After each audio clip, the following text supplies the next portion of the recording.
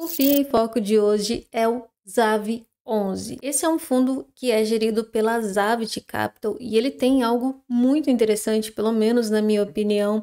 Sempre que eu vejo alguém perguntando qual é o indicador mais importante na hora de escolher um fundo imobiliário, e na minha opinião é a tese de investimento, o objetivo do fundo.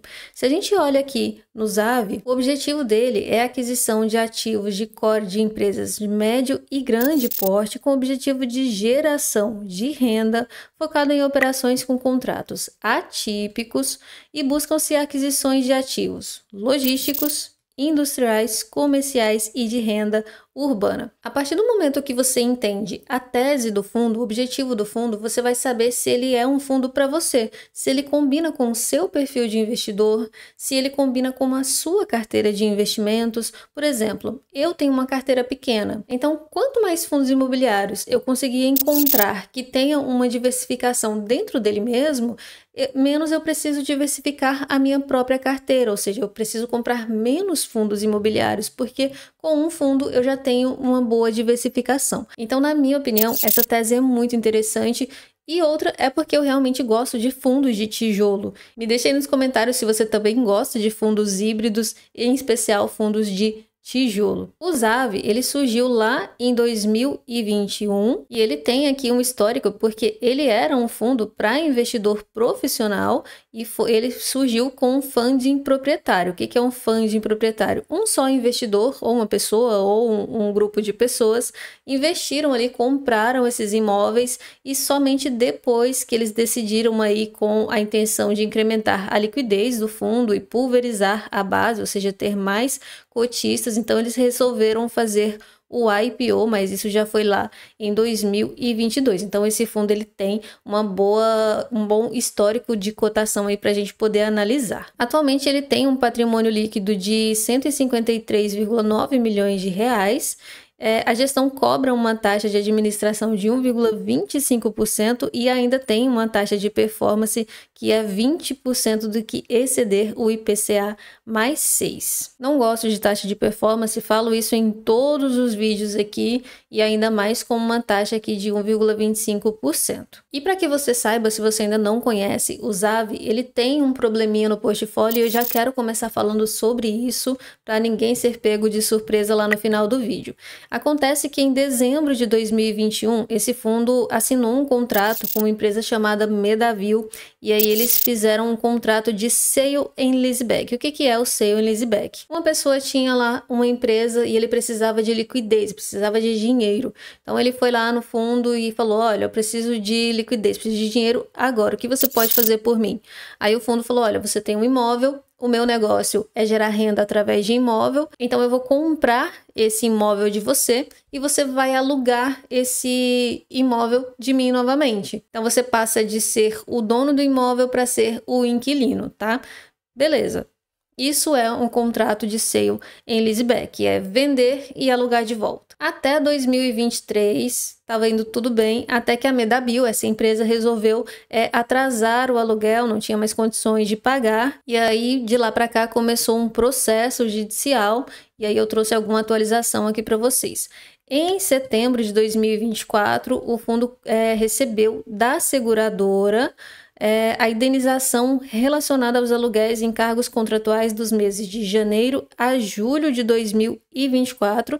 Então, a Medavil parou de pagar, mas o fundo tinha um seguro desse imóvel, desse contrato, e eles receberam tudo que estava atrasado até julho. Daí a importância de ter uma boa gestão, né? De imaginar o que pode acontecer e se precaver. Depois eu encontrei aqui no outro relatório gerencial, eles fizeram uma assembleia e foi aprovada por 94,21% dos votantes para não distribuir os 95% que o fundo é obrigado.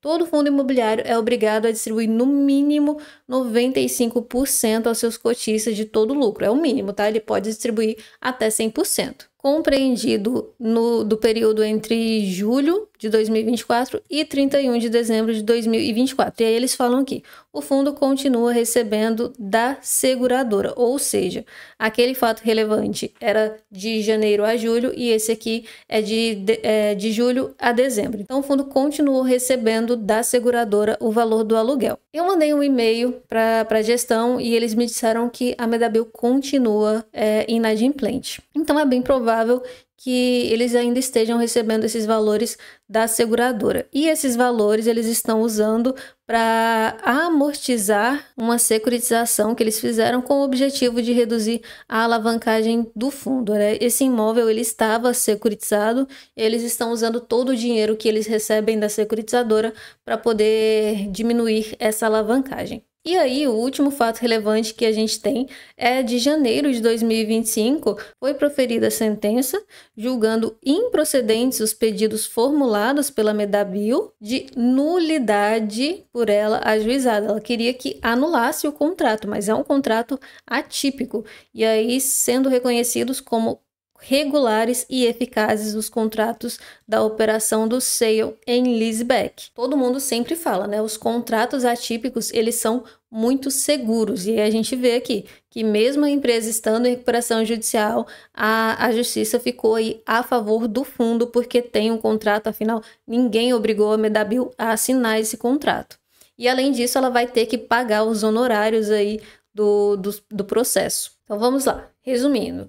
Eles têm um contrato muito seguro, um contrato atípico de sale and leaseback com uma empresa, a Medabio. Ela ficou inadimplente, entrou na justiça, queria anular o contrato, mas não conseguiu. E o fundo está recebendo da seguradora desse contrato. E a Medabio permanece inadimplente. Dito tudo isto, vamos ver aqui no relatório gerencial o portfólio do fundo. Eu queria comentar sobre isso porque é importante, afinal você não pode ser pego de surpresa e se você decidir estudar esse fundo ou até mesmo investir, você tem que cobrar um prêmio muito maior porque o fundo está com um processo, a gente já sabe que é favorável ao fundo, mas ainda assim a gente não sabe como ele vai conseguir receber esse aluguel caso a seguradora pare de pagar. Vamos agora para o portfólio do fundo. Eles atualmente têm 9 imóveis, aliás, 8 imóveis. Eu também trouxe um outro fato relevante aqui. Eles venderam aquele imóvel de renda urbana, é esse aqui, ó. É um imóvel de renda urbana, é só um, mas aparentemente são 2 lojas, né? Portanto, 2 inquilinos. Eles compraram esse imóvel em 2021 por um valor de 3,7 milhões de reais. E o valor da venda foi de 5,3 milhões. Isso representou uma valorização de 43,8% e o IPCA no mesmo período foi de 23,3%, ou seja, um excelente negócio.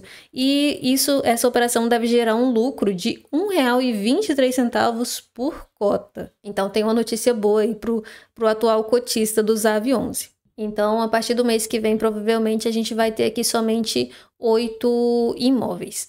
Agora, vamos falar um pouquinho sobre a diversificação. Diversificação geográfica. O fundo está presente em 5 estados brasileiros, então tem uma boa diversificação. Mas aí vem aquela questão. São regiões primárias? Se a gente for olhar aqui o portfólio logístico do fundo, a gente tem aqui Paraná, a gente tem Minas Gerais, a gente tem São Paulo, Guarulhos, que é considerada a melhor região, mais um pouquinho no Rio Grande do Sul, e tem Espírito Santo. E aí você pode pensar, mas Espírito Santo é uma região muito secundária. Tem uma coisa que o investidor de fundo imobiliário, principalmente aquele de logística, tem que colocar na cabeça que a logística ela não é somente e-commerce, sabe? Não, o setor logístico não é formado por Amazon e Mercado Livre, não. Vai muito, muito além. Por exemplo, aqui Serra, no Espírito Santo, tem um porto gigante, o Porto de Vitória, que é importante para o Brasil. E aí, se a gente for pensar, por exemplo, Minas Gerais não tem. Então, ele precisa ir ou para Minas Gerais ou para o Rio de Janeiro. E essa região aqui de Serra, eu estudei, tem rodovias que ligam essas duas regiões. Então, tem um fácil acesso ali. O Paraná está ali no sul e a gente pode considerar como a terceira maior região. Então, vem São Paulo, vem Minas e o sul está sempre ali nas localizações dos fundos imobiliários, inclusive fundos grandes de logística. Eu não sei se eu consegui me explicar bem, mas é basicamente isso. Ó. Existem vários sites que você pode ler. Eu leio bastante matérias da Sila Brasil. Tem uma outra também que eu me esqueci o nome porque é um nome em inglês. E tem a Sim de Investimentos. Falam bastante sobre o mercado imobiliário em si. E alguns falam especificamente de logística. E é muito interessante para você estudar justamente isso que eu tô falando, sabe? Essas regiões secundárias não é que, nossa, é horrível, sabe? Tem muita importância. E aí entra um outro ponto que a gente tem que analisar, que esse fundo ele trabalha com contratos atípicos, especificamente de sale and leaseback, também pode ter um build to suit. E o empresário que aceita assinar um contrato ali de 10, 15 anos, então a gente sabe que essa operação é importante para ele, esse imóvel faz parte de uma operação importante para a empresa dele. E muito provavelmente está localizado perto de uma fábrica dele, ou uma fábrica de onde ele compra matéria-prima, ou está muito próximo aos clientes dessa empresa. Então, assim, podem não ser as melhores localizações primárias do setor de logística, mas também não é nossa, nunca vou poder investir nesse fundo porque a localização é ruim. Agora, se tratando aqui dos imóveis de lajes corporativas, aí é outra história. Porque além dessas regiões aqui, a gente tem a qualidade do imóvel, né? Perceptivelmente não é um AAA. Mas se forem contratos atípicos também, não é de se jogar fora, provavelmente é importante. Vamos ver aqui. Tem uma questão também que eles têm uma representatividade bem baixa aqui. Tabapuã representa 8,7%. Não, esse é bastante, né? 8,7% da receita é bastante coisa. Tem contrato típico e atípico de Turnkey. Então, sim, é aquela questão. É basicamente um build to suit. O Turnkey é você entregar pronto pro cliente, né? Então, ele acaba firmando aí um contrato atípico. Já esse aqui tem uma representatividade de 2% da receita do fundo e tem um contrato atípico de 11 anos, olha só, muito bom. Tem até umas imagens dele aqui. Aqui o que o fundo vendeu, né, representava 1,6%, tinha um contrato, um vault de 2,8 anos. E aqui o da Medabil, que representa 19,6% da receita do fundo, é bastante coisa. Tem na Copobras tem uma concentração de 15,7%, 4% na Souza Cruz e 8,2% aqui naquele imóvel do Espírito Santo que eu estava falando, Nicei 16,7% e a maior concentração 23,5% aqui no imóvel da Alvoar. Vamos ver a questão aqui, vamos ver um pouco dos indicadores do fundo. Eles têm contratos atípicos, né, que são aí 93%. Eu não sei se você prefere contrato típico ou atípico. Eu particularmente prefiro atípico. Por quê? Porque são contratos mais seguros, a gente já viu aí no caso da Medabil, e são contratos para quem prefere renda, né? O contrato atípico, primeiro, você tem que dar um desconto para o cliente, porque ele vai firmar com você um contrato de 10, 15 anos, então ele vai querer aí ter uma vantagem para ficar preso tanto tempo a esse imóvel, mas a maior vantagem é que se ele decidir, ele firmou lá 10 anos, e aí com 5 anos ele quer sair do imóvel, vai continuar pagando por mais 5 anos ainda que não use. E também tem a questão da revisional, né? Não tem a revisional. Isso é um pouco ruim para o fundo, porque aí o fundo abre mão de, por exemplo, ele está ali numa região que antes era R$ 23,00 o metro quadrado e dali a 2, 3 anos é 25 reais o metro quadrado, o fundo não pode pedir para aumentar o valor. O que ele pode fazer é simplesmente reajustar, mas aí é só pegar o indexador e corrigir o valor. Ele não tem o direito de aumentar o aluguel. É por isso que ele é um contrato mais previsível,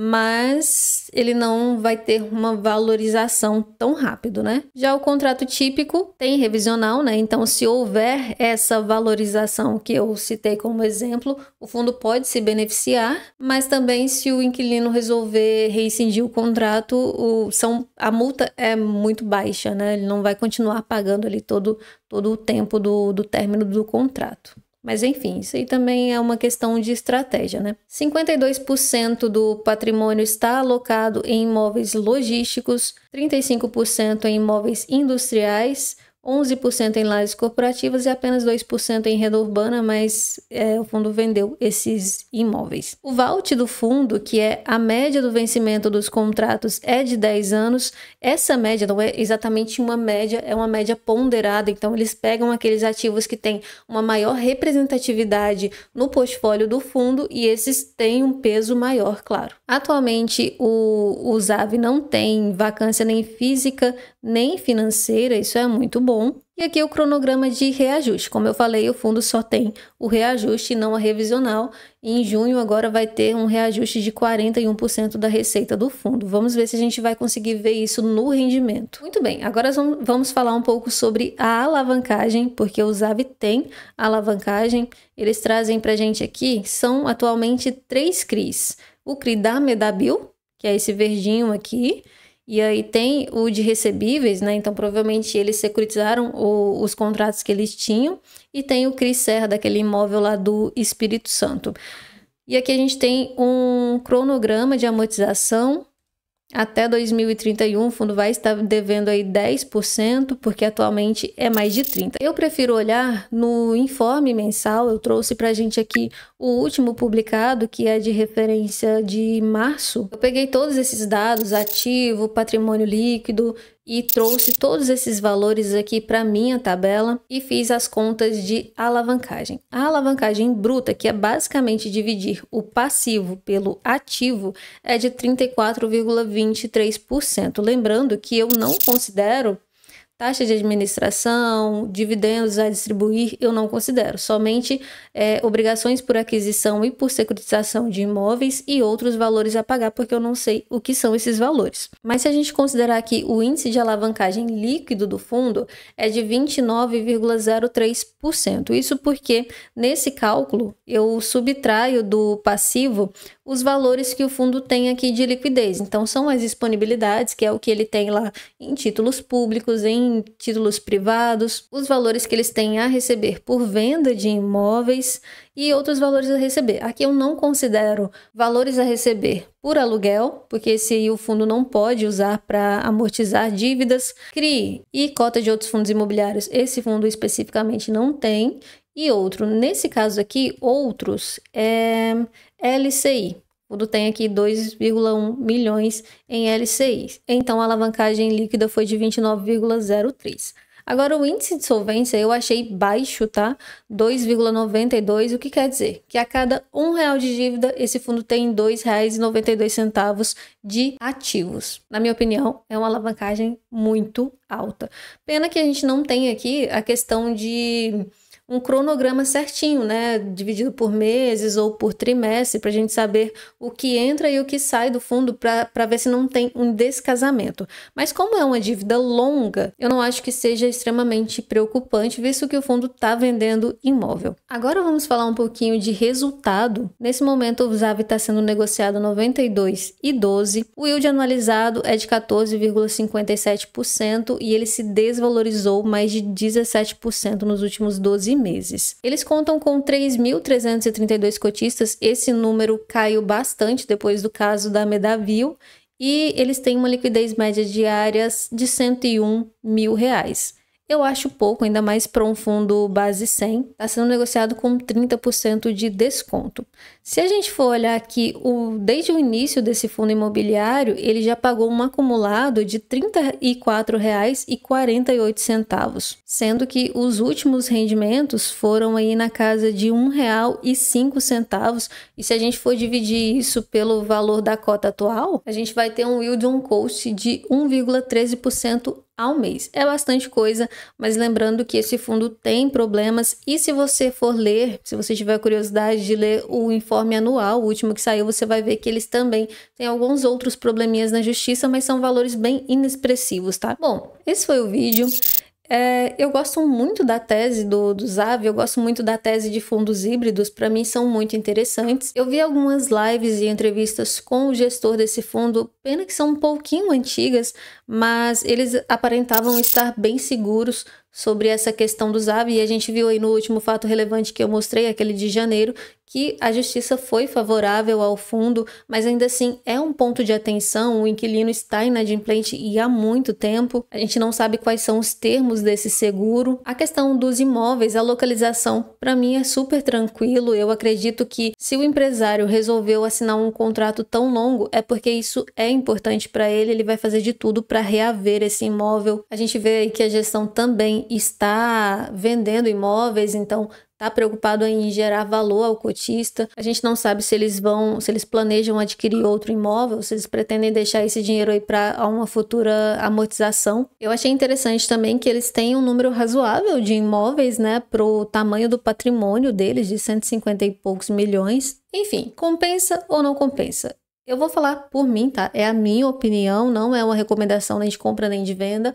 Eu não invisto nesse fundo, não investiria agora, apesar de que o rendimento é muito bom. Eu colocaria esse fundo na minha carteira se o valor da cota caísse muito mais, tá? Para eu ter um preço médio muito baixo e o yield on cost compensar bastante o risco que tem em relação à Medabil. O que eu não gostei foi aquele imóvel, os dois imóveis de lajes corporativas, não gostei, nem da localização, nem da qualidade dos ativos, não tem muito detalhe sobre eles, mas dá pra ver ali que, sabe, tem coisa melhor. Mas essa é a minha opinião, como eu falei. E eu gostaria sim de saber a sua opinião. Você acha que é um fundo impossível de investir? Você acha que é possível? Você concorda comigo que se o preço cair mais, talvez compense o risco? Me fala nos comentários e aproveita também para se inscrever aqui no FIA em Foco e a gente se vê no próximo vídeo.